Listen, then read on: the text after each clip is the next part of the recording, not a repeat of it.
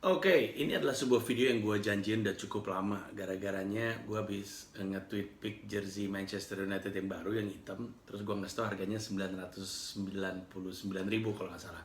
Terus ada followers yang nanya, kenapa sih kok baju bola atau sepatu bola tuh kok mahal-mahal banget? Terus gue bilang, wah, ini jawabannya panjang banget nih. Kalau boleh biar gue jawab lewat video.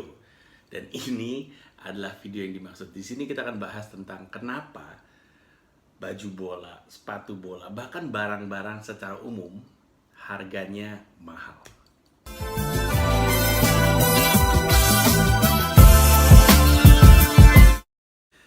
Oke, jadi pada prinsipnya sebenarnya yang menentukan sebuah barang bisa jadi mahal, dalam hal ini kasusnya yang kita mau pakai itu adalah sepatu bola, jersey. Kenapa bisa jadi mahal? Karena tiga faktor utama menurut gua. Ada produksi, ada marketing, sama ada branding. Tiga-tiganya nyambung, terkait, terutama brand dan marketing, tapi bukan hal yang sama. Oke, ini panjang nih, jadi gue mau bagi jadi tiga video. Video ini ngebahas tentang produksi, nanti ada video tentang marketing, dan video tentang kenapa brand mempengaruhi harga sebuah produk. Oke, yang pertama adalah produksi. Biaya produksi itu sederhananya adalah biaya yang dibutuhkan untuk membuat sebuah barang. Oke, tentu biaya produksi untuk sendal Swallow dan misalnya A17 Plus Pure Control tentu beda karena teknologi yang dibutuhkan berbeda. Sendal Swallow mungkin nggak butuh teknologi yang terlalu ribet.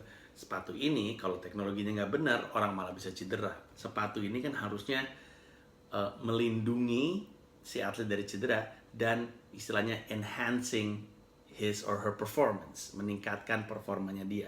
Maka dibutuhkan teknologi yang tidak dibutuhkan di sendal Swallow. Secara prinsip, itulah kenapa biaya produksi sebuah sepatu jadi mahal sekali. Seperti yang lo bisa ngelihat, sepatu-sepatu ini beda material semuanya. Ini misalnya ya, dua ini adalah sama-sama sepatu basket. Ini Kobe AD Iglo, ini Penny Posit. Gua deketin sedikit ya, biar lo bisa ngelihat. Lu bisa ngebandingin, ini sebenarnya material yang digunakan beda walaupun sama-sama sepatu basket. Jadi bisa dibayangkan tentu biayanya beda. Materi untuk ini aja nih, coba lu bayangin. Habis itu cara ngejahitnya, pas udah gitu semua tekstur dan bahan yang terkait di dalamnya. Kayak ambil contoh ini ada berapa materi nih. Ini ada kayak suede di sebelah sini, terus ini ada kayak kulit sintetis, terus ini ada kayak plastiknya sebelah sini. Ini kayak knitted gitu. Dalam satu sepatu aja bisa ada berbagai macam jenis bahan. Jadi bisa lu bayangin bahannya aja beda-beda, tentu biayanya jadinya beda-beda. Nah, produksi sepatu itu kompleks.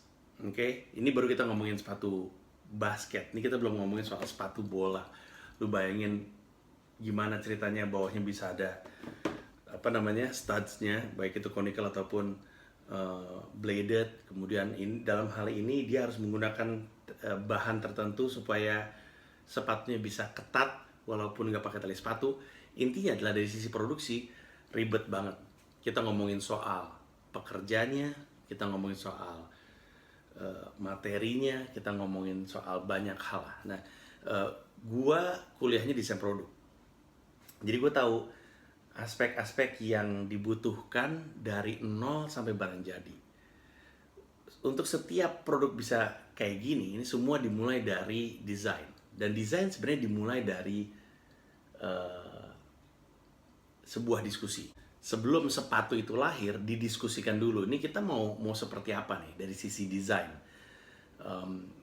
Sepatu apa yang ingin kita lempar ke pasar, karena udah ada banyak jenis sepatu olahraga, sepatu bola, sepatu basket udah banyak. Kita mau kayak gimana nih? Banyak produsen sepatu diskusi sama atlet. Lo kalau misalnya main bola atau misalkan lo main basket, apa sih sebenarnya yang lo butuhin? Dicatat sama desainernya, kemudian dituangkan dalam bentuk desain. Desainnya bentuknya sketsa. Dari sketsa kemudian dikasih lihat, terus dia mulai nyari bahan.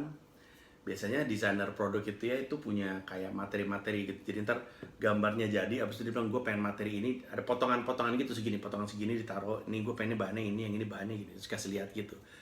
Udah jadi, nanti abis itu dibikin gambar kerjanya. Gambar kerjanya abis itu baru diproduksi dan segala. Wah, panjang banget. Tapi walaupun gue kuliah desain produk, sekarang seperti yang lo tahu, dunia gue bukan dunia desain produk. Gue malah sekarang ngelawak. Gue punya temen sama-sama kuliah di ITB bareng sama gue, namanya Yadi. Dari awal dia masuk desain produk ITB, dia udah bilang bahwa dia ingin jadi desainer sepatu. Dan hari ini dia menjadi desainer sepatu. Dia pindah-pindah dari satu perusahaan ke perusahaan yang lain. Sekarang dia di 910 910 910 910. Gue nggak tahu cara bacanya. Namanya Muhammad Yadi. Gue minta tolong dia untuk menjelasin sesingkat yang dia bisa tentang elemen apa saja yang dibutuhkan dalam sebuah produksi sepatu dan apa yang membuat sebuah produksi itu bisa jadi mahal. Ini kita lihat sama-sama. Nama saya Yadi, saya desainer sepatu. Kenapa sepatu harganya mahal? Karena untuk membuat sepasang sepatu, biaya investasinya cukup tinggi. Salah satunya untuk komponen sol sepatu ini dibutuhkan yang namanya cetakan atau mold. Nah, mold ini harganya bisa puluhan juta. Dan setiap ukuran itu dibikin satu mold. Jadi bayangkan kalau kita punya 10 size sepatu, itu berarti kita perlu 10 cetakan yang akan dibuat. Selain juga sol sepatunya, juga sepatu ini kan terdiri dari beberapa komponen. Ada depan, belakang.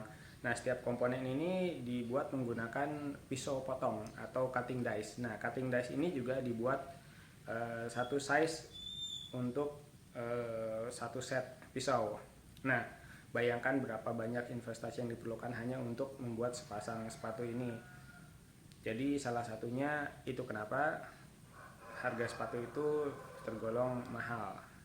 Terima kasih. Nah, tadi Yadi udah jelasin dari awal sampai akhir tentang produksi. Moga-moga itu ngasih gambaran tentang betapa pentingnya pembiayaan dalam produksi. Gue percaya you pay peanuts, you get monkeys. Kalau misalkan lu bayarnya kacang, yang lu dapat ya adalah monyet. Maka kalau lu pengen dapetin hasil yang terbaik, dibutuhkan bahan-bahan yang terbaik. Datang dari desainer terbaik, datang dari pabrik dengan pekerja terbaik. Itulah kenapa gue mungkin ada yang masih ingat, banyak toko di luar negeri kayak Manchester United di Old Trafford itu hanya mau menjual produk buatan Indonesia karena dia percaya pabriknya Indonesia itu kualitasnya terbaik walaupun harganya lebih mahal. Indonesia karena masyarakatnya daya belinya nggak sekuat di Inggris atau nggak sekuat di Amerika, terpaksa dapat barang kualitas produksi kedua ketiga. Kita dapat produksi buatan Thailand atau buatan Vietnam atau buatan Bangladesh gitu. Satu sisi bisa dibanggakan karena produksi kita bagus, di sisi lainnya kita berarti masih kuli kurang lebihnya. Tapi itu adalah gambarannya kenapa produksi membuat sebuah sepatu basket jadi lebih mahal, termasuk jersey seperti yang gue pakai. Nah, ini masih poin pertama. Setelah ini gue akan rilis video tentang kenapa marketing jadi alasan penting yang membuat sebuah barang seperti sepatu ini jadi lebih mahal.